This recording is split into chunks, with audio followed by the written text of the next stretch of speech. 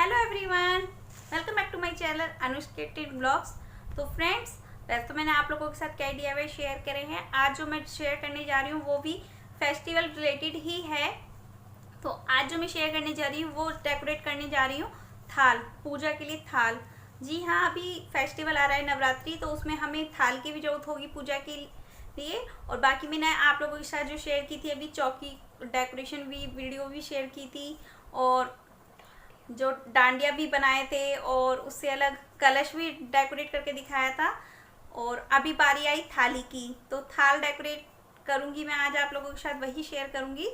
I hope आपको अच्छा लगेगा। अगर आप लोगों को पसंद है तो प्लीज़ लाइक कीजिएगा, कमेंट कीजिएगा और शेयर कीजिएगा मेरी वीडियो को। तो चलिए वीडियो शुरू करते हैं। तो ये थाल जो है मेरा कुछ ऐसा है। ये मेरा पुराना थाल है, पहले मैंने इसको डेकोरेट किया हुआ था। तो इस पे ये निशान देख रहे हो आप लोग, ये निशान बने हुए हैं फेविकोल वगैरह के।